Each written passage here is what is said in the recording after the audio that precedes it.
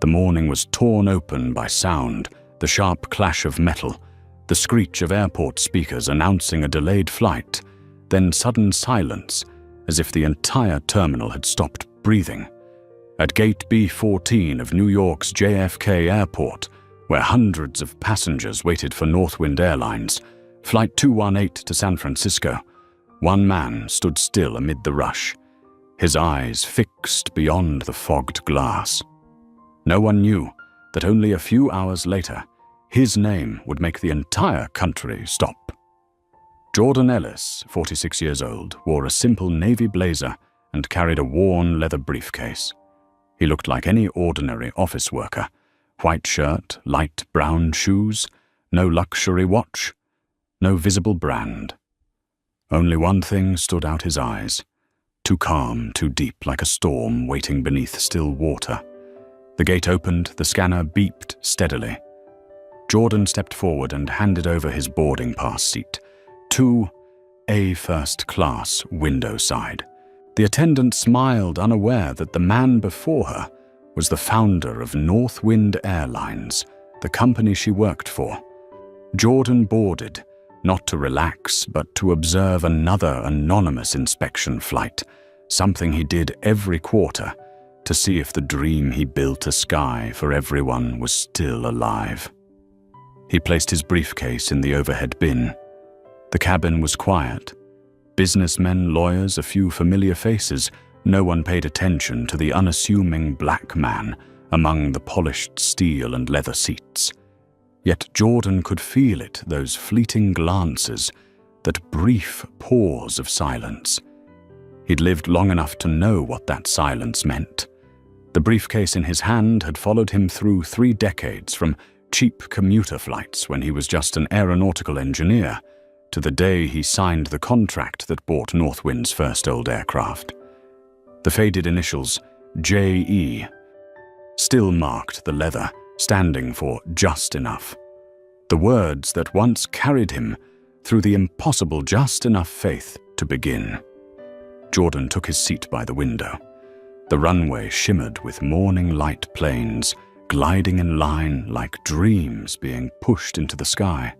He smiled softly. If his mother were still alive, she would be proud. She used to clean floors in this very airport, pausing by the glass each night, to whisper, "Just once I want to fly." She never got that chance.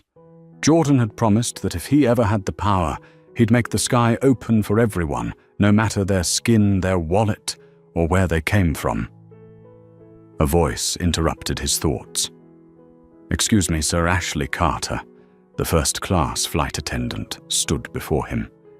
She looked about 32, blonde hair, tied neatly, her uniform crisp and perfect, the very image of company standards. She smiled, the kind of smile born from training, not warmth. Her eyes lingered on Jordan, slid away, then returned a pause too brief to notice, but too long to be innocent. "Are you sure this is your seat, sir?" Her voice was polite, but the metal in it clinked faintly beneath the tone. Jordan looked up, calm as ever. "Yes, seat 2.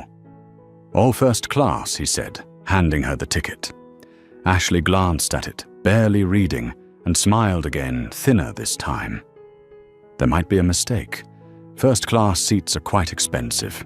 You might be more comfortable in the main cabin." The air shifted. 2 men behind him looked up from their magazines, pretending to read, but listening. A woman stopped scrolling her phone. Those looks weren't curiosity. They were judgments, wrapped in manners. Jordan stayed still. Inside that familiar chill rose the quiet sting of being doubted, not for what you've done, but for what you are. He'd felt it in banks, in boardrooms at charity galas. And each time he learned one thing: anger proves them right. Calmness makes them question themselves. "Thank you," he said evenly, "but I'm sure there's no mistake." Ashley pressed her lips together and walked away. Jordan opened his phone and typed a note. "Observation, first-class attendant, Didn't verify ticket, assumed incorrect passenger. The doors closed. The stream of people slowed. The cabin quieted, the sound of seatbelts clicked softly. Jordan closed his eyes, thinking back to Northwind's early days. 2 aging planes, short domestic routes, passengers who had never believed they'd ever fly. He remembered telling his first team, "We don't sell tickets. We sell dignity in the sky." But this morning, that dignity was being tested aboard his own airline. Ashley returned this time with another attendant, Jessica Morales, about 35, tall, sharp-eyed. They exchanged a glance of silent understanding. Jessica asked, "Is there a problem here?" "Ashley, just helping this gentleman find his correct seat," Ashley replied. Both women looked at Jordan, their stares like a door closing in his face. The air in the cabin grew heavier, as if pressurizing before takeoff tension waiting to explode. An older white passenger, in seat 1B, Walter Green, dropped his briefcase. Ashley hurried over immediately, her tone melting into silk. "Let me help you, Mr. Green. Was your flight from Boston smooth today?" Walter smiled warmly. "Thank you, Ashley. Northwind's crew is always wonderful." Watching that, Jordan's hand tightened slightly around the handle of his briefcase. Not anger, but disappointment, the kind that comes from seeing your own dream warped by the hands meant to protect it. Outside sunlight flashed against the wings like 1,000 mirrors reflecting the truth a company can print equality above all on every advertisement. But one wrong glance can shatter it all. Jordan tilted his head toward the blue horizon and whispered, "Mama, today I'm flying, but not to chase the clouds. It was the quiet before the storm, the calm that hides the coming wind. A flight that seemed ordinary, but within minutes it would redefine what human dignity meant in the skies of America." The atmosphere in the first-class cabin began to change. It was no longer the quiet of passengers preparing to fly, but the silence that smelled of gunpowder, the kind that comes just before an impact. Jordan could feel it, the same chill that rushes in when an airplane door opens in the middle of winter. Ashley and Jessica stood near row 2, exchanging glances like a coded signal. They didn't need to speak. Both knew they were handling a situation. The only problem was that situation was a person. "May I see an additional form of identification?" Ashley asked, her voice sweet but cold as steel beneath the sugar. Jordan opened his eyes slowly, his gaze calm and still as a lake. "Why do you need my ID just for verification?" she replied. "Sometimes there are mistakes or well-seat upgrades that weren't properly authorized." The word upgrade left her mouth like a small knife. A few passengers turned to look. Some smirked, others simply exchanged knowing glances that said, "This happens all the time." Jordan said nothing. He handed over his ticket, then gently flipped open his ID card. Jordan Ellis. Ticket purchased directly through Northwind Priority. Ashley held the ticket between 2 fingers, scanning it like a barcode. It seems valid, but the system might have a glitch. She smiled, her eyes no longer pretending to be kind. "Do you have a payment receipt or the card used for the purchase?" Jessica, standing beside her, nodded in support of that show of authority. "Right, sometimes people buy through questionable agencies, so we just need to double-check." The phrase "people like that" dropped heavily onto the cabin floor. Some white passengers nearby cleared their throats and turned away, pretending to look at their phones as if avoiding a storm that wasn't theirs. But Jordan knew silence was also a choice. He opened his wallet, pulled out his card, and said evenly, "Here it is. Though I'm quite certain this isn't standard procedure. Is it?" Ashley hesitated for half a second, then smiled. Sometimes it's necessary, you know, for everyone's safety. That phrase, for everyone's safety, the universal shield for every discriminatory act in customer service. Jordan had heard it 1,000 times. At banks, in hotels, in boardrooms, whenever someone wanted to hide behind the words, "We're just following procedure." He quietly opened the Notes app on his phone and typed first-class attendant requests on the spot credit card verification, not covered in any company policy. In his mind, the map of the problem was forming. This wasn't about 2 rogue attendants. This was about a culture gone wrong, something he had once sworn would never take root in Northwind. A soft noise came from a few rows back. Dr. Leonard Brooks, a retired physician with silver hair and ticket number 4B, was struggling with his luggage. Jessica turned immediately. "Sir, may I help you? But first, could I see your boarding pass to confirm your seat 4B?" he answered in a tired voice. Jessica frowned. "This is first class, sir. Are you sure?" A pause filled the air. Jordan watched, recognizing a scene from his own past. The old man, brown-skinned, weary-eyed, still managed to keep his voice steady. "You can check.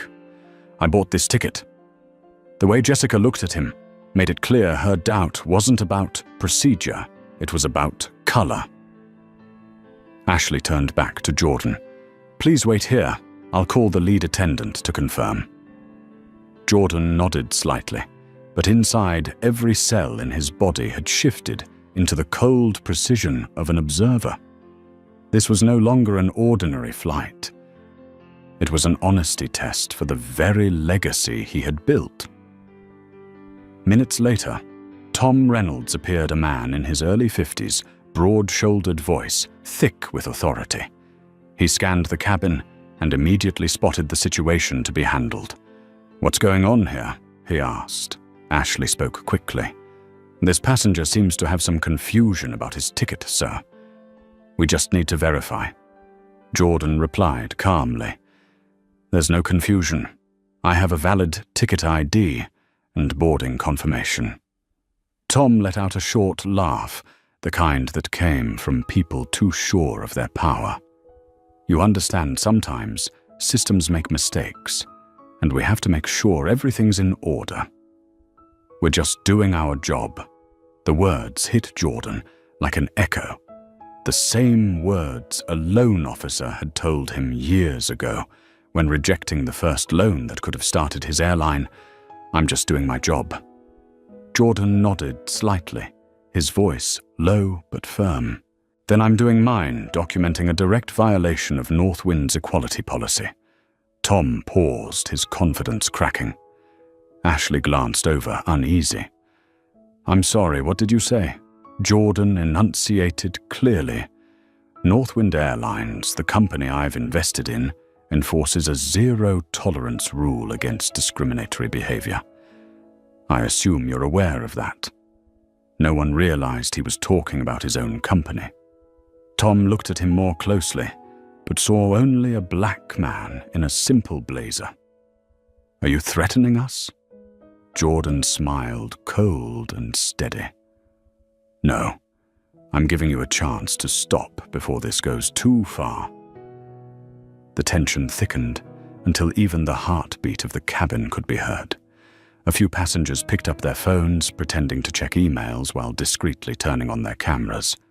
Tom took a deep breath, turned aside, and muttered to Ashley, "Call security. If he refuses to move, we'll have him removed from the plane." Ashley nodded slightly. Jordan heard every word like a blade slicing through the last thread of faith he had in the system he'd built. He said nothing, just opened his messages and sent a text to his assistant, Amy Park, on flight NW218. Witnessing serious procedural violations and passenger discrimination. Intervention may be necessary. Her reply came almost instantly. Understood. Activate internal protocol. Not yet. Let them expose themselves fully. In the cabin, Tom straightened and declared in a clipped tone, Sir, we have the right to ask you to vacate your seat until verification is complete. Jordan looked at him, his voice low, but cutting through the stillness like a blade through silk. And I have the right to ask under which policy you're authorized to do that. No one answered. Sunlight blazed through the window. The engines hummed like a heartbeat speeding up. The storm was gathering in silence. Jordan leaned back, inhaling deeply. In that moment, he remembered his mother, the woman who had once been fired for not fitting the company image. She had cried but told him, "You don't need to shout to be heard. You just need to speak the truth clearly enough." He opened the recorder app on his phone and placed it neatly on the armrest. "Very well," he said softly, his tone calm, yet heavy as a stone dropping into still water. "If you wish, you can explain everything into this recording." Ashley swallowed hard. Jessica looked away. Tom tightened his grip on his radio strap. A young woman in row 3 leaned toward her friend and whispered, "He looks normal enough. Why are they doing this?" Her friend replied, "Maybe because he doesn't look like someone who belongs in first class." That offhand comment, casual and unthinking, was the rawest truth of all. Jordan didn't respond. His gaze was steady now, no longer that of a passenger, but of a leader, watching his own creation betray its founding ideals. The cabin door closed. The captain's voice came on, announcing taxi for departure. But no one knew this flight would not take off on time, because in just a few minutes, the sky would witness a different kind of landing, the downfall of prejudice, and the rise of a man who stood not to soar higher, but to bring an entire system face to face with itself. The engines hummed softly outside. The cabin door was closed, yet the aircraft had not moved. In the stillness of first class, you could hear the heavy breathing of each person. Morning light poured through the window, but inside, a storm was building. Jordan sat motionless in seat 2, eyes forward, as if looking through every suspicious gaze fixed on him. His phone kept recording the small red light blinking steadily. He knew that with one wrong word, one wrong move, the truth could be twisted, yet from this very moment, the truth would begin to rewrite itself. Tom Reynolds, the lead attendant, drew a deep breath, grasping for control. He was not accustomed to being challenged, especially by a passenger. He believed he had the authority to manage. "Sir," he said, his voice low and loaded with counterfeit authority, "if you do not cooperate, I will have to notify security. We cannot depart with a compliance issue unresolved." Jordan looked up and met his eyes. "What compliance issue exactly?" Tom faltered. Ashley and Jessica stood behind him, silent, but their eyes were sharp with suspicion, as if they were facing a troublemaker rather than a customer. "We have reason to believe your ticket may not be valid. Based on what we just need to verify, that is all." Jordan allowed a faint, almost sad smile. "And I just need to verify that at Northwind Airlines, passengers are not suspected because of a system error, but because of their color. Am I wrong?" The question fell like a stone into still water. Minds erupted, but no one dared react. An older woman in row 3, silver hair and a magazine in hand, tilted her head, her eyes wavering. A young businessman discreetly started his phone camera. The entire cabin felt locked in a moment, awaiting the first blast. Tom lost his temper, his voice rising. "I will not argue with you. If you do not comply, I will have to ask you to leave the aircraft." Jordan exhaled softly, his eyes steady, with a calm that chilled. "You do not have that right. I have paid in full. I have a valid ticket and ID. If you want me to deplane, You must state a lawful reason. Otherwise, I will remain." The air stretched taut like a string about to snap. Ashley stepped back half a pace, her eyes flicking toward the rear for cover. Jessica gripped her radio finger set on the call button. From behind came a voice, quiet yet clear. "Excuse me, but he is right." Every gaze turned to Kevin Liu, an Asian man in his mid-30s, neatly dressed, a laptop on his lap. He stood, speaking evenly. "I have flown hundreds of times. I have never seen attendants demand on-the-spot credit card checks. A valid ticket is sufficient." "He has done nothing wrong." Ashley spun around, her tone sharp as a blade. "Please sit down. This is an internal situation. It does not concern you." Kevin did not move. "An internal situation? When injustice happens right in front of me, it concerns me." His words lifted a few heads. Some passengers nodded slightly. Others looked away, fearful of being dragged into trouble. But the silence had begun to crack. Tom flushed and reached for control. "Sit down, or you will also be asked to leave the aircraft." Kevin gave a thin smile. "Are you going to ask the entire cabin to leave?" A small ripple of laughter rose from the back rows, edged with irony and relief. Tom turned and glared. Silence. This is a commercial flight, not a public forum. Jordan remained seated, the tension in his face fading. For a heartbeat, he felt something shift, the current of power beginning to reverse. He opened his phone, switched to internal messaging, and sent a line to Patrick O'Connor, Chief Operating Officer at headquarters. "The situation has crossed the line. Activate Protocol 7. Send Legal Public Relations and Investigation to Gate B14. Media is forming." In less than a minute, the reply flashed. "Received. Emergency team en route. Caution, passenger video is being live-streamed."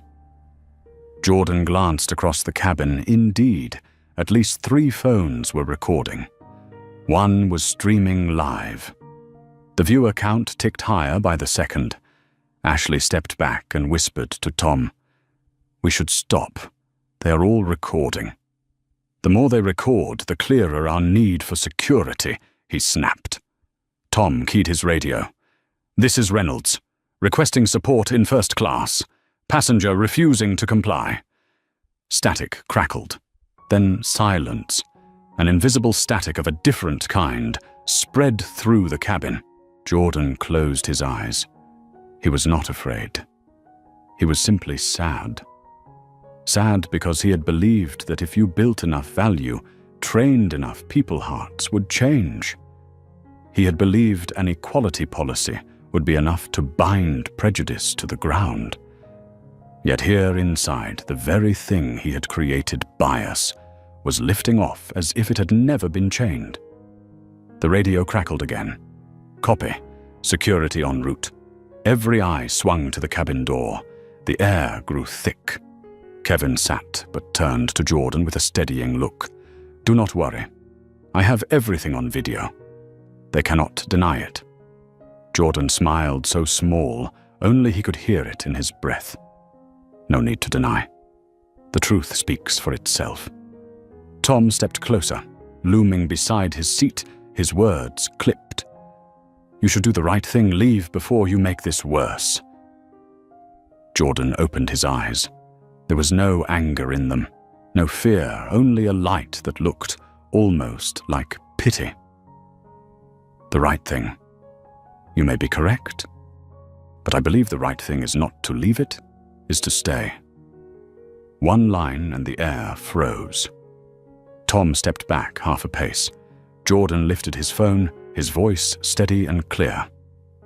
"For the record, I am Jordan Ellis, passenger, in seat 2A on Northwind Airlines, flight NW218, being asked to leave the aircraft without any lawful reason." Ashley drew a sharp breath and glanced around. Every phone was pointed at them. A young passenger in row 5 whispered, "He is brave." The person beside them replied softly, "No, he knows he is right." Outside, the blue uniforms of airport security edged into view beyond the cabin door. A few passengers lowered their phones, but most held them steady. They knew they were witnessing something larger than a seat dispute. Jordan typed quickly to Amy, "Prepare emergency communications. Maintain silence. Confirm only the facts." Then he set his phone down and clicked his seatbelt. Tom frowned. "What are you doing?"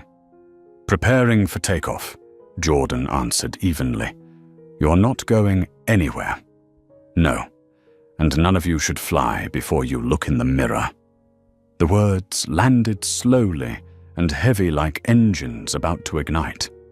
A passenger in the last row began to cry softly. No one knew whether it was fear or feeling.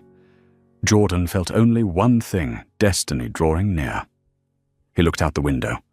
Another north wind jet lifted into the sky, its shadow sketched against deep blue. He murmured, just for himself, "Mama, perhaps today the sky will relearn the meaning of the word fairness." Then he turned back to Tom and spoke with the voice of a man who no longer needed to prove anything. "You can call security. You can delay this entire flight, but you cannot delay the truth. And the truth is that you are discriminating on the very airline built to confront it." Tom opened his mouth to speak, but the moment overtook him. A chime sounded the alert tone of an urgent internal message. Ashley's screen lit up alert. "Chief Executive Officer Jordan Ellis on board NW218. All crew stand by. Await command." She froze her face, draining of color. Tom stared at the screen, his lips trembling. CCEO Jordan raised his head, his gaze bright as steel, catching light. "Now do you understand why I am not leaving my seat?" First class fell silent. Outside, the engines kept their steady roar like the heartbeat of a world about to witness the moment when truth detonates. First class on Northwind flight, W218, fell into absolute silence. There were no more pleasantries, no more glossy small talk of luxury service.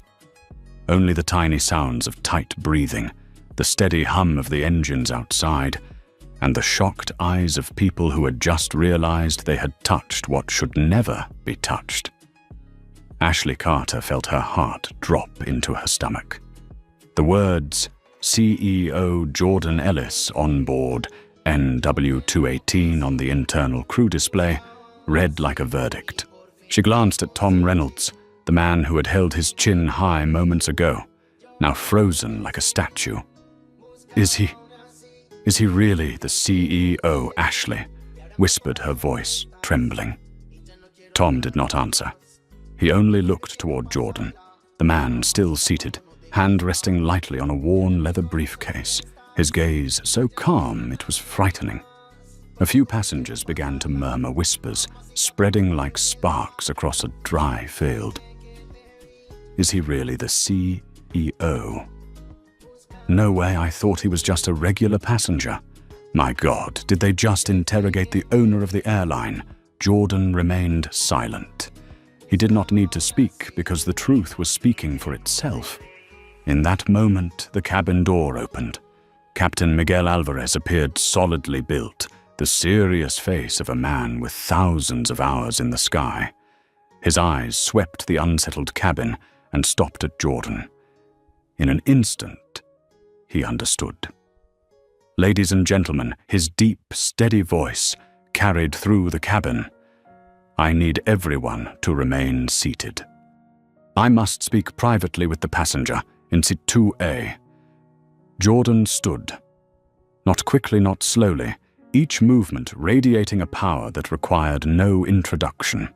All eyes followed as he stepped into the aisle window light, cutting his face into half shadow, half sun.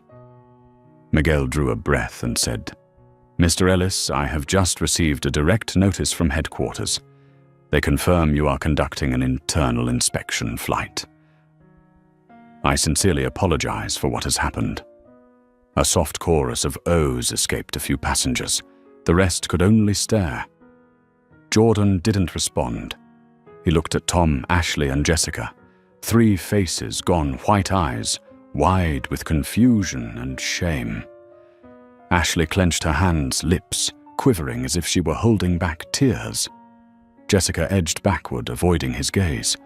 Tom stood rigid shoulders, locked sweat beading on his forehead. Captain Alvarez Jordan said, his voice, low, dense, edged with metal, "Are you aware that in this airline, the very people entrusted to protect our values are the ones dismantling them?" Miguel bowed his head. "I am aware, and I am sorry." Jordan turned to the cabin, addressing every passenger. "I founded Northwind on a simple principle: everyone deserves to be treated with equal respect, no matter who they are, where they sit, or how much money is in their account. But today, I witnessed the opposite here, in the first-class cabin of the very company I built." He paused. The cabin held its breath. Phone cameras clicked, dozens of passengers recording. "What just happened is not merely the fault of one person," he continued. "It is the sign of a sickness called prejudice, and it is quietly killing the trust we have built." Tom opened his mouth. "Mr. Ellis, why?" "I did not mean." Jordan raised a hand. "No explanation is needed. Intention does not erase impact.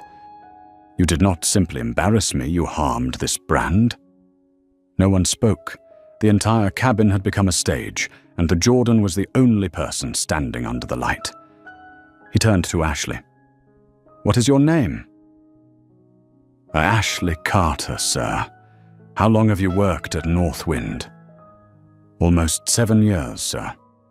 "Then you have read the Employee Handbook, Section 3, Article 7. Every passenger must be served with equal dignity. You remember it, do you not?" Ashley swallowed and nodded faintly. "Yes, sir." "Then why did you forget it when you saw someone whose skin looked different from most of this cabin?" Ashley dropped her head. Her voice broke. "I did not think," Jordan cut in. "Exactly. You did not think.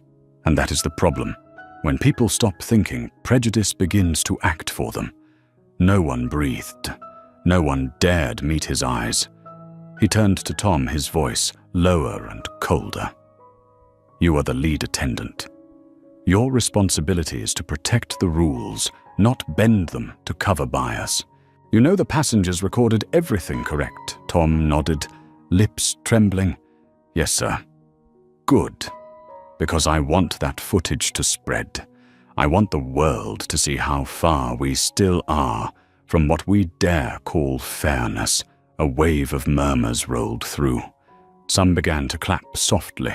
A woman in row 4 said under her breath, "This is the most right thing I have ever seen on a plane." Jordan drew a long breath and looked back to the captain. "I need your cooperation. These 2 attendants will not operate this flight. I want them escorted off the aircraft immediately." Miguel nodded, speaking into his radio at once. "Security prepare to enter. 2 crew members to be escorted from first class." Ashley broke down. "Please, sir. I am sorry, I did not mean." Jordan looked at her. "Not angry, only sad. You do not owe me an apology. You owe it to the people you have made feel less than worthy to sit here." Jessica stepped back, tears running. Tom gripped his radio strap with shaking hands. He managed, "Mr. Ellis, I have served Northwind for 15 years. I have never." Jordan cut him off again, his tone final. "It is precisely because you have worked 15 years and still have not learned to see people through their dignity rather than their color that you must leave today." 2 security officers entered wordless. The scene spread across social media within minutes. Live streams captured every step. Stunned stares, choked words, uniforms being led away between 2 silent rows. Jordan stood tall, the window's light on his shoulders like a quiet crown. He turned back to the cabin and spoke clearly. "Ladies and gentlemen, on behalf of Northwind Airlines, I apologize for what you have just witnessed. This is not our image, not our culture, and certainly not the soul I want for this airline." A few people began to cry. A few stood and applauded. Kevin Liu, the first to speak up, met Jordan's eyes and nodded with respect. "Thank you for not staying silent," Jordan said, his voice low yet warm. "It is those who dare to speak, who move this world forward an inch at a time." He paused and drew breath. "And to the rest of you, those who stayed quiet, I do not blame you. But I hope that when you see something like this again, you will not simply turn away." In the morning light reflecting through the windows, Jordan Ellis, once denied the dream of flying because of his skin, now stood in the middle of the airplane he had created, no longer a passenger, but the man making justice take off. Outside, the sun climbed higher, washing the wing in bright gold. Inside, everyone realized that some flights are not measured in miles, but in how high the human spirit can rise. The cabin door closed after the two security officers escorted Tom Reynolds and Ashley Carter off the aircraft.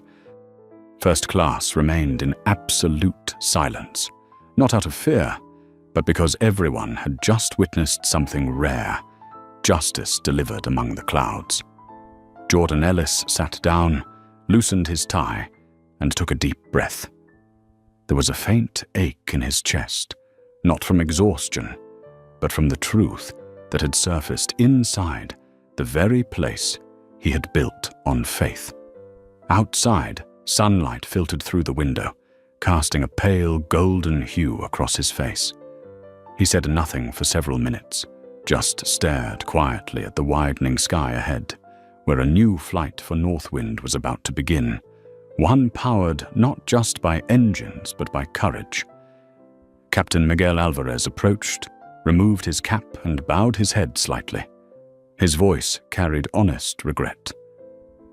"Mr. Ellis, I'm sorry for not being here sooner. If I had known, I would have intervened immediately."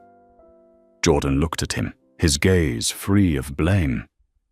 "It's all right, Miguel. I know you're a good man. But today isn't about who's good or bad. It's about how long we've allowed silence to linger." Miguel said nothing. He understood. Deep down, he too had turned away from injustice before telling himself, "It's not my place." But today, watching his own CEO humiliated, he realized that silence could be a form of complicity. Jordan stood, stepped into the aisle and looked at the passengers, a faint smile on his lips, though his eyes carried the weight of reflection. "Ladies and gentlemen, I know what you've just seen wasn't pleasant. It wasn't for me either. But I believe no real change ever begins with comfort." He paused, his tone firm and clear. "We talk about equality in advertisements, in speeches, in campaigns. But true equality only means something when it's tested in uncomfortable moments, when you have to choose between staying silent or speaking up." In the back row, Kevin Liu nodded. The young man who had recorded everything now lowered his phone, his expression full of respect. "Mr. Ellis," he said, "I think today you didn't just save Northwind's reputation, you restored faith for people like me." Jordan smiled softly. "No, Kevin. I simply did what each of us should always do, hold on to our dignity, even when others try to take it away." A wave of applause rose gentle at first, then spreading until it filled the cabin. The air felt cleaner. A white woman in row 4, hands trembling, spoke up.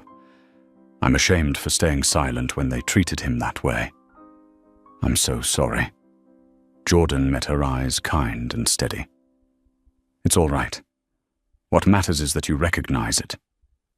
We've all been silent at some point. But if today you decide not to be silent next time, then the world is already better. At the back of the plane, a young woman live-streaming wiped her tears. On her phone screen, the words flashed, #Skyline. Justice CEO discriminated against on his own airline. The viewer count climbed every second. Across social media, Kevin's video and the live stream spread like wildfire. Amid the commotion, Jordan's phone buzzed with a message from his assistant, Amy Park, "Mr. Ellis, the news is exploding. CNN, BBC, and the New York Times have reached out. The entire board is watching live." Jordan exhaled slowly. He knew the situation had outgrown this flight. It had become a question of ethics of corporate culture and of what leadership truly costs. He turned to the captain. "Miguel, I want this flight to continue. But before we take off, I have an announcement to make." Miguel nodded and handed him the crew microphone. Jordan walked to the front of the cabin, holding the mic. He looked across the rows of faces, some still stunned, some watching intently waiting. "Ladies and gentlemen," he began, his voice deep and warm, "my name is Jordan Ellis, CEO of Northwind Airlines. I apologize for what you've witnessed, something that never should have happened. But I don't want to apologize only with words. I want to act." He paused, looking straight into the lenses of the passengers' phones recording him. "As of this moment, I am announcing that every passenger on flight NW218 will receive a full refund and an additional $50,000 in compensation. Not because I want to buy silence, but because I want to repay trust. None of you should have had to witness discrimination, especially on an airline built from a dream of equality." The cabin erupted. Applause, gasps, and tears filled the air. One man exclaimed, "My God, I've never seen a CEO do something like this." A young woman cried, "This is what true leadership looks like." Jordan waited for the noise to settle before continuing his voice, now deeper, steadier. "But this is only the beginning. When we land, I will hold a national press conference. Northwind will fully cooperate with federal authorities to investigate the discriminatory conduct on this flight. And I promise no one in this company will stand behind the banner of equality while acting against it." Miguel watched him, admiration lighting his eyes. He understood Jordan wasn't just resolving a crisis, he was leading a cultural revolution in aviation. Jordan set the microphone down and looked around the cabin once more. Instead of sitting, he remained standing, speaking slowly, almost as if to himself. "You know, 20 years ago, I was rejected for a flight attendant interview. The reason they said I didn't fit the brand image. Today, I realize the real image of a brand isn't in skin color or uniforms, but in how we treat others when no one is watching." The cabin stayed silent. Then once more, applause rose louder, stronger, more genuine than before. Near the back, the live streaming girl spoke to her viewers through tears. "You're watching history. A CEO who doesn't hide, doesn't blame, but stands in the middle of his plane to teach the world about dignity." Jordan returned to his seat. 2A. The midday light spilled through the window, tracing the lines around his eyes, not from age but from experience. Captain Miguel's voice came over the speakers. "Ladies and gentlemen, we are ready for takeoff. Today's flight may be short, but its meaning will travel far." The engines roared. The plane began to roll down the runway. Jordan closed his eyes, feeling the familiar vibration hum through the frame.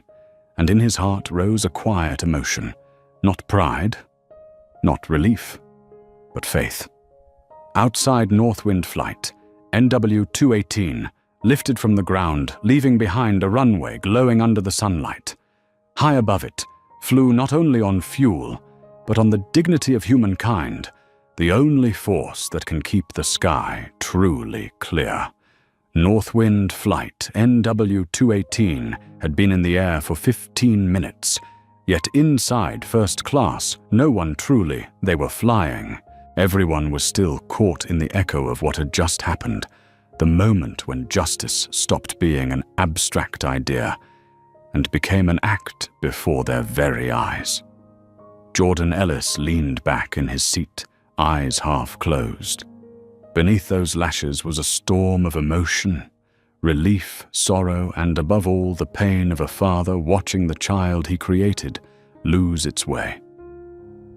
Northwind was his life's dream, an airline built to erase the barriers between classes, a place where everyone who stepped through the cabin door was equal under the same sky.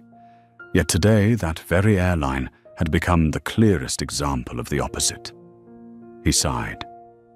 Through the small window, the endless blue stretched ahead, but he knew that even at 30,000 feet, prejudice could still travel with people. Behind him, passengers whispered.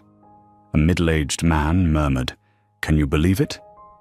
The CEO was kicked out of his seat by his own employees. The person beside him replied softly, "I've flown with Northwind for years. They always talk about equality, but look at this. Turns out it's just a slogan." Another woman joined in, but at least he stood up for himself. Who else would have done that? Her words made several people nod. The admiration in their eyes was no longer for a CEO. It was for a man who chose not to stay silent. Captain Miguel Alvarez stepped out of the cockpit and lightly tapped the side of Jordan's seat. "Mr. Ellis," he said, "Operations just sent an update. Social media is exploding. The hashtag Skyline Justice is trending #1 nationwide. Politicians, journalists, and lawyers are all commenting. The whole country is talking about Northwind." Jordan opened his eyes, his voice slightly hoarse. "I figured that would happen. Part of me wanted it to." Miguel frowned. "Wanted it? Aren't you afraid the company's reputation will collapse?" Jordan turned toward him with a weary but determined smile. "If a brand can collapse just because it tells the truth, then it deserves to. I didn't build Northwind to be liked. I built it to be respected." The captain nodded slowly. He understood. In that moment, he felt he wasn't serving a CEO. He was serving a true leader.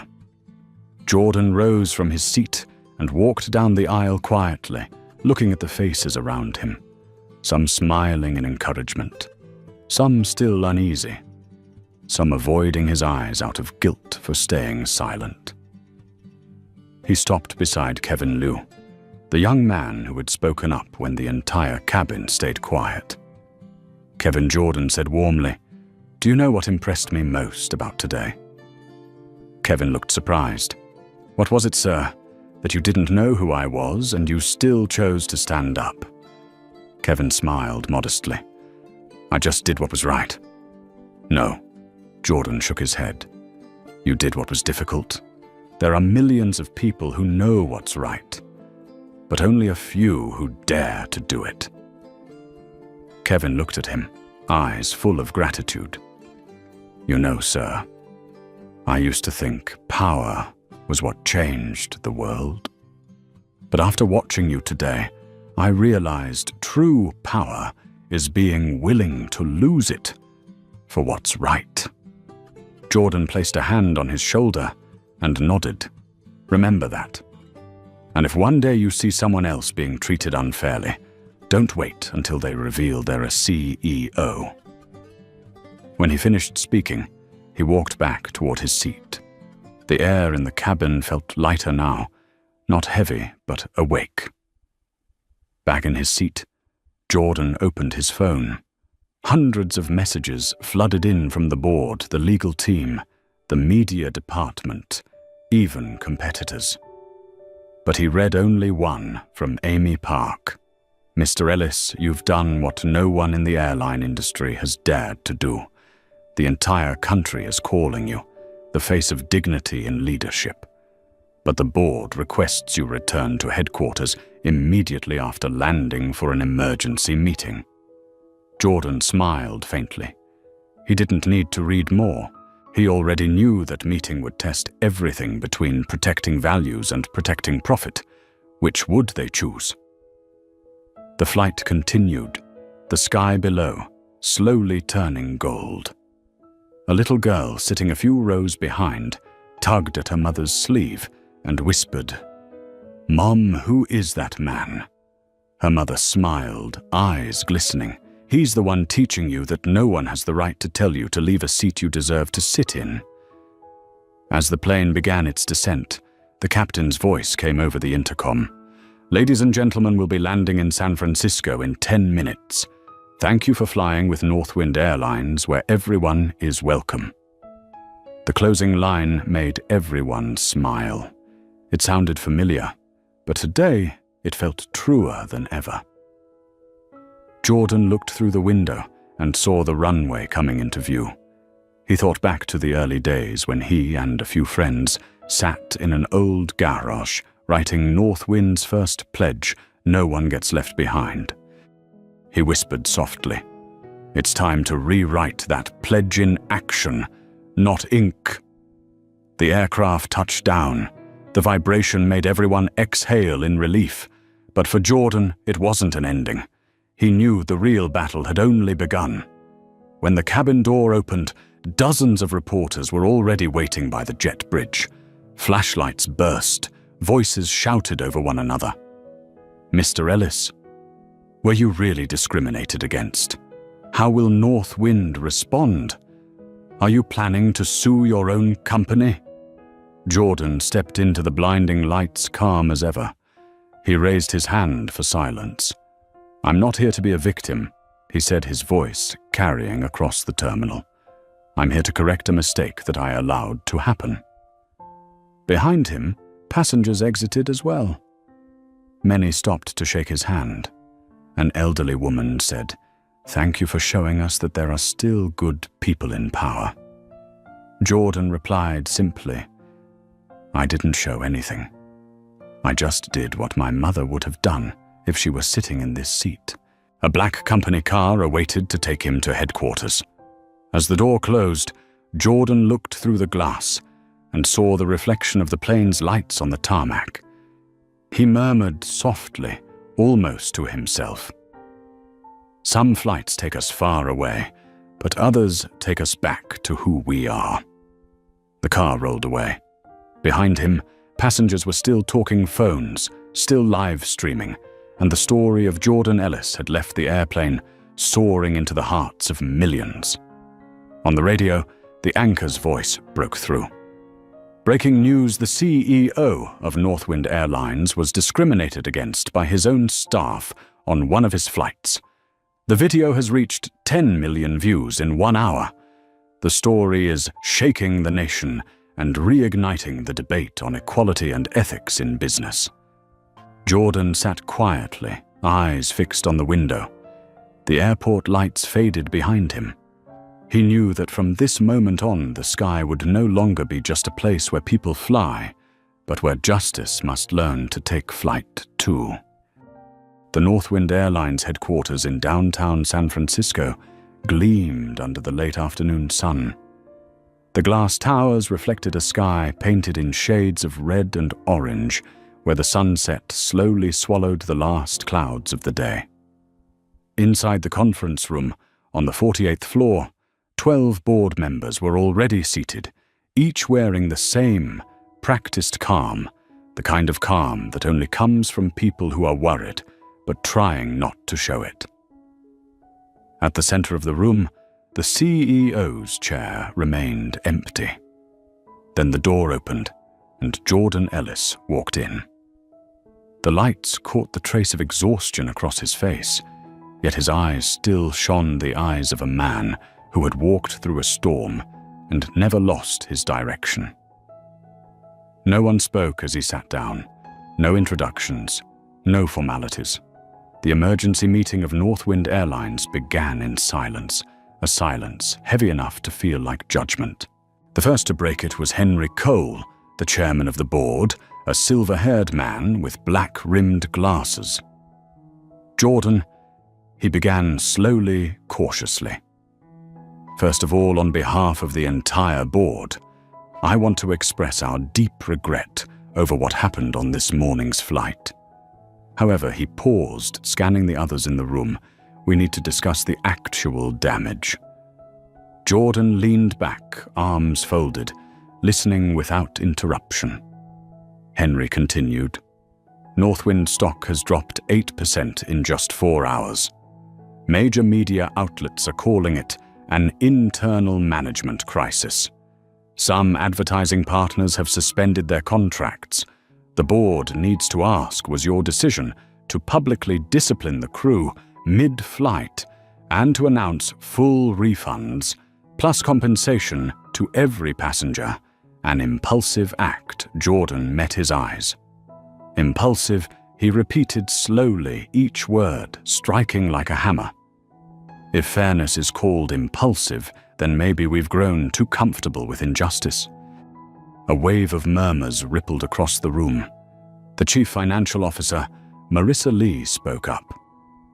"Jordan, I respect your ideals, but $50,000 per passenger is a massive payout.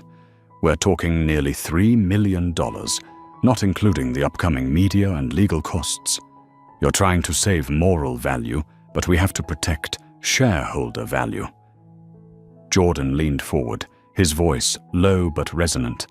"Marissa, stock prices can recover. Moral value once lost cannot be charted back." The room went still. Someone exhaled quietly. Someone else tapped their fingers on the table. Jordan stood, picked up the remote, and switched on the large screen behind him. A video appeared the first-class cabin from that morning. Ashley asking if he was sure about his seat. Tom calling for security. Kevin Liu standing up in protest. Jordan's calm voice echoed through the speakers. "The right thing isn't to leave. It's to stay." The image froze the room. Henry removed his glasses, staring at the screen.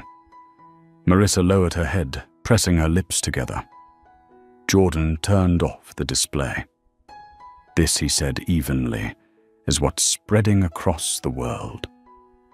And I'm not ashamed of it. Because what you just saw, that's the truth. A truth we've been hiding behind polished slogans. Dignity in every flight. But if that dignity can't survive in first class, then it means nothing on a billboard." The head of human resources spoke nervously. "Are you saying our entire training system has failed?" "No," Jordan replied. "I'm saying our system never truly began. We taught employees how to smile, but not how to see others without bias. We trained them in customer service, but never in human dignity." He paused, his eyes sweeping across the room. "I built Northwind to prove the sky could be a fair place. But today that sky reflected the opposite. The problem isn't 2 flight attendants, it's us. All of us." Silence. Then Henry sighed. "So what do you propose, Jordan? We can't just apologize and keep flying as if nothing happened?" Jordan's eyes lit with quiet fire. "No, we're going to fly differently." He picked up a marker and wrote on the whiteboard. Number 1. Northwind Equality Fund, a $2 million fund from my personal assets to support victims of discrimination in the transportations industry. Number 2. Mandatory bias training. Every employee from flight attendants to senior executives must complete unconscious bias training. Fail to complete no work authorization. Number 3. Anonymous reporting system. Passengers and employees can report discrimination through an independent third-party channel. Number 4. Public accountability. We will publish transparent quarterly updates on all reform progress, including our mistakes." He turned back to them, his tone firm. "This is not a public relations plan. This is an apology in action." Marissa wasn't done. But what if shareholders object? What if the media magnifies this incident and we lose millions more? Jordan looked at her unwavering. Better to lose money doing what's right than make money pretending to. Our shareholders deserve to know this company runs not only on fuel but on integrity. Henry rested his chin on his hand, studying Jordan for a long moment, then smiled wearily. "You know, Jordan, I used to doubt you, but today I see the founder. I remember the man who walked in with a torn briefcase and a dream to bring everyone under one sky." Jordan replied softly, "That dream is still alive, Henry. It just needs to be cleaned off." No one spoke after that. Outside, the sunset faded, giving way to a night that stretched over the city. The lights of aircraft blinked beyond the window, each one like a spark of hope. Jordan sat down, opened his laptop, and drafted an email titled, "To all Northwind employees, we fly different tomorrow." In the message he wrote, "I don't want you to be just airline staff. I want you to be guardians of our passengers' dignity. If anyone makes you feel like you don't belong, remember you still have the sky. And no one owns the sky but us." He pressed send. The soft click echoed lightly like a breath of wind, but it was enough to ripple through every floor of the building, through every inbox, and through the hearts of tens of thousands of Northwind employees around the world. As he left the boardroom, the city lights shimmered across the glass walls. Henry called out behind him, "Jordan, I don't know where this will take the company, but I believe whatever the outcome we just did, the right thing." Jordan turned back with a faint smile. "Not me, Henry. Us. And from today, Northwind won't just be an airline. It will be a reminder to the world that fairness can still fly." He stepped into the hallway. His reflection in the glass showed a man weary but proud. Outside, a Northwind plane lifted into the night sky, its trail of light stretching like a bridge between past and future. For the first time in years, Jordan felt at peace, because he knew tonight the sky wasn't just higher, it was clearer. San Francisco woke up to a cold wind that morning. The clouds hung low, as if the sky itself was reflecting on what had happened. On the 72nd floor of Northwind's headquarters, Jordan Ellis had arrived early. The pale light of dawn spilled through the tall glass windows, casting a soft glow on the walnut desk, where he sat a lone man facing the rising tide of public opinion below. The screen in front of him blinked endlessly with notifications, emails, news headlines, comments, messages of support, and words of criticism. One headline stood out: "Northwind CEO turns first class into a court of morality." Just below it, another line carried a more skeptical tone: "Justice or publicity stunt, investors divided over Jordan Ellis." Jordan read them all slowly, without judgment. He knew every true revolution began with doubt. The price of truth was always high, and those who spoke it were often misunderstood before they were understood. The door opened softly. Amy Park, his assistant, entered carrying a stack of folders and 2 cups of coffee. She stood quietly for a moment before speaking gently. "Mr. Ellis, this morning, we've received more than 600,000 emails from passengers and viewers around the world. Half of them are thank you letters.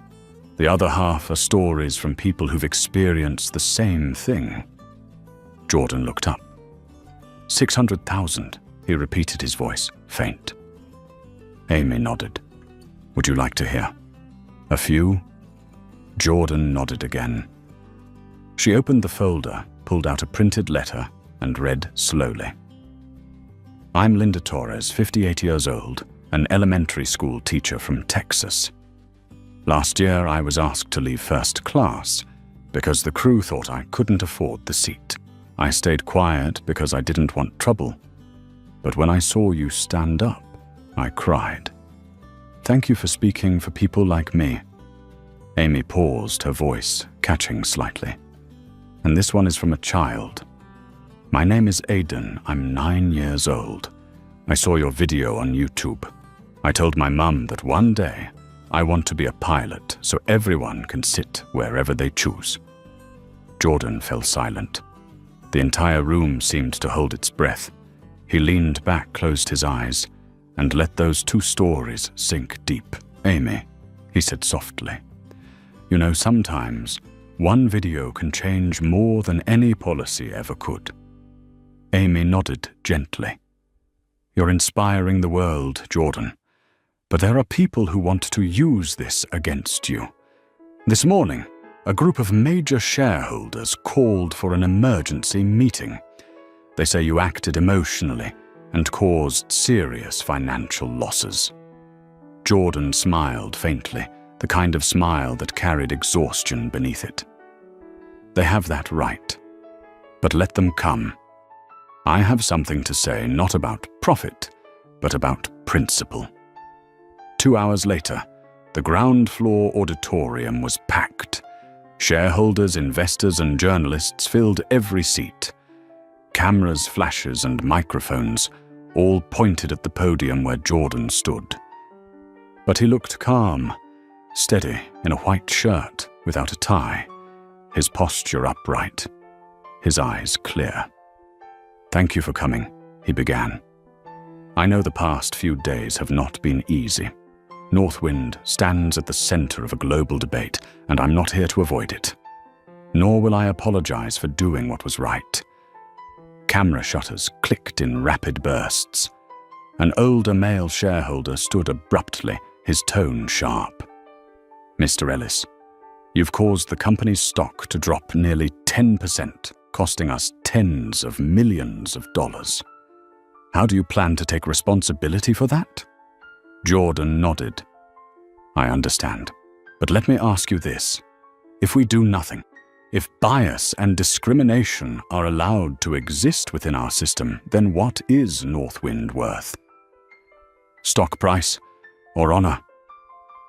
The man opened his mouth to reply, but Jordan continued, his voice growing stronger. Money can be earned back. Reputation cannot. I would rather lose a few $1 million today than lose the trust of millions of passengers tomorrow. The room fell silent. A journalist in the front row whispered to a colleague, He's not talking like a CEO. He's talking like someone trying to save the soul of aviation. Jordan looked across the crowd, his voice now softer, deeper, resonating. I was once a child sitting outside an airport fence, watching planes take off, dreaming of flying. My mother used to clean those same terminals, dreaming of sitting in first class just once. She never got that chance. But I swore if I ever built an airline of my own, no one would ever be asked whether they belong in a seat. Behind him, Amy wiped away a tear. Around the room, a few people bowed their heads. Others set their pens down, no longer taking notes, they just listened. Jordan continued. Northwind isn't just an airline. It's a belief that human dignity doesn't come in seat classes. And yesterday I had to choose protect the brand through silence or protect humanity through action. I chose action.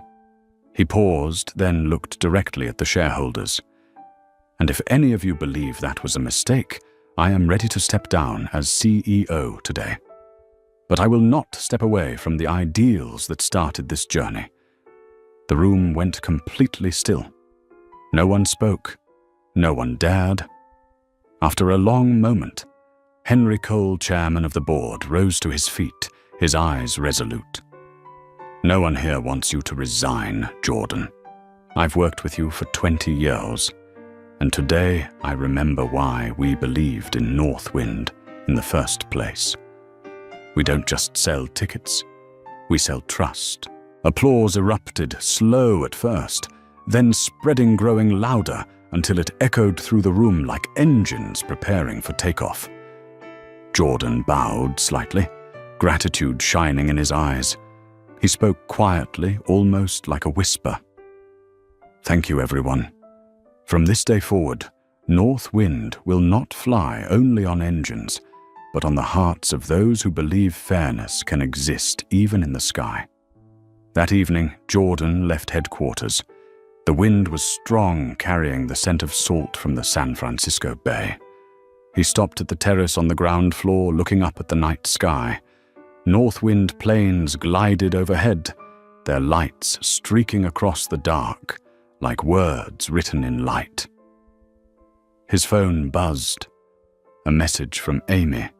Mr. Ellis' other airlines are announcing plans to follow Northwind's reform model. It looks like we've started a movement. Jordan smiled. He lifted his gaze to a plane, rising into the deep sky, its lights blinking against the stars. In that look there was no anger, no hurt, only the calm of someone who had done what was right, even if the world wasn't ready for it. He spoke softly, almost as a promise to the heavens. No one can make us leave the place we deserve to stand. And sometimes that place is right in the middle of the sky. Somewhere above, a Northwind jet crossed through the clouds, its silver wings reflecting the moonlight. No one knew where it was headed, but everyone could feel it from this day on. It was flying on justice. 3 days after the incident on flight NW218, the world was still in shock. From early morning, major news channels replayed the same footage over and over.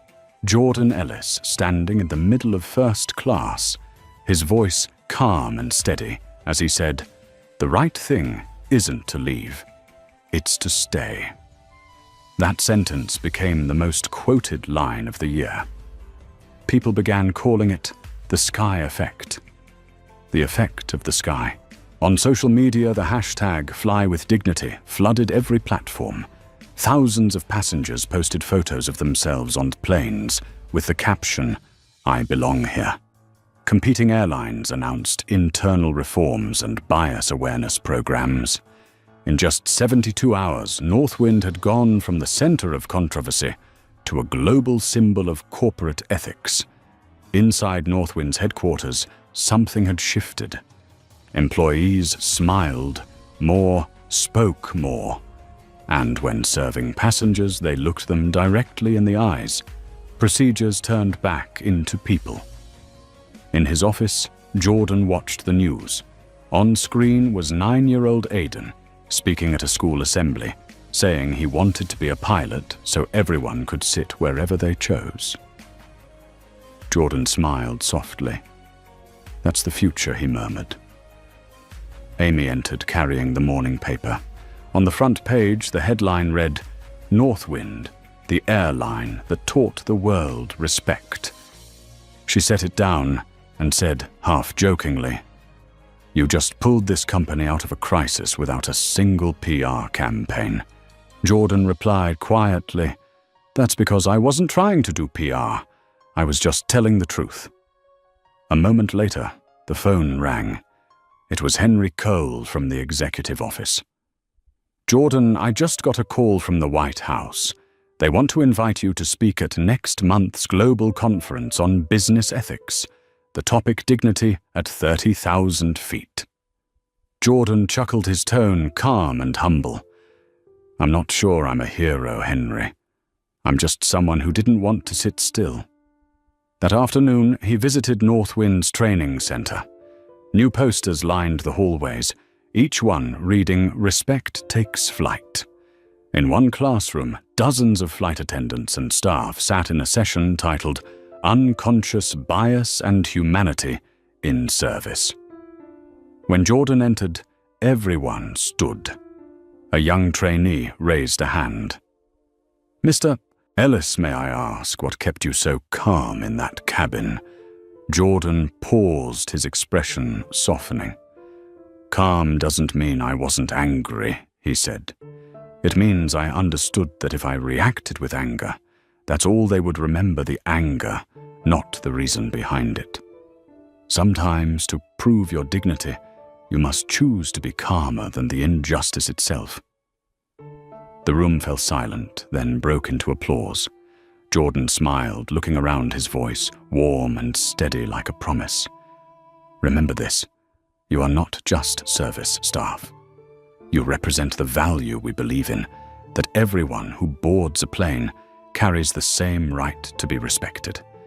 And if one day you forget that, remember Flight NW218.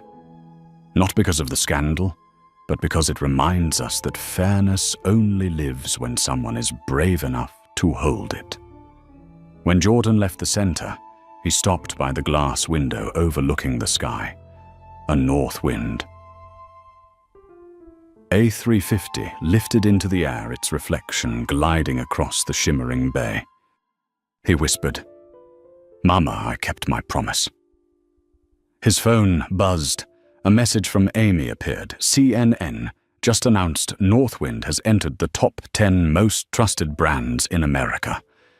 The whole world is talking about you, Jordan. He looked at the screen, shook his head, and smiled. No, Amy, they're not talking about me.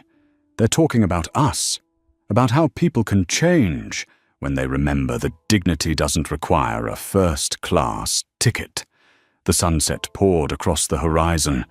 The airplane grew smaller in the sky, leaving behind a long streak of light, a shining reminder that from this day forward, Northwind would not just fly through the skies, but on the wings of faith in humanity. 1 month later, New York shimmered in lights. Inside the Grand Hall of the United Nations, the Global Conference on Business Ethics was being broadcast live to more than 60 countries. Hundreds of leaders, journalists, and students filled the room. At the center of the stage hung a bold banner that read, "Dignity at 30,000 feet." Jordan Ellis stepped onto the podium, his posture calm, his eyes as deep as the sky he had once fought to make clear again. Applause filled the hall, then gradually faded. He began to speak, his voice slow, steady, and powerful. Exactly 1 month ago, I was sitting in Sit 2A on Northwind Flight NW218. At that moment, I was not a CEO. I was just an ordinary passenger, a man asked to leave his seat because someone believed I did not belong there. The hall fell completely silent. Jordan continued, each word carving itself into the hearts of his listeners. In that moment, I realized fairness does not begin in speeches. It begins in the way one person looks at another. And it ends there, too, when we stop seeing each other through the lens of bias. He paused, his gaze sweeping across the audience. Faces leaned forward, pens stopped moving, and a few people quietly wiped their tears. Northwind has changed, he said, but not through a marketing campaign. We changed by relearning how to see, by teaching that dignity has no seat class.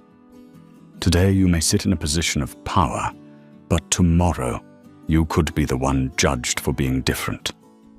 That is why fairness is not a privilege, it is a responsibility.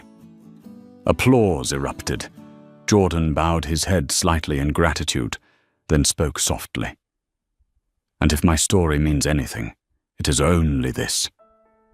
Never let your silence become the accomplice of injustice. He ended his speech with emotion filling his voice. When they try to make you leave the place where you belong, remember the sky has no barriers. It belongs to those who dare to hold their dignity.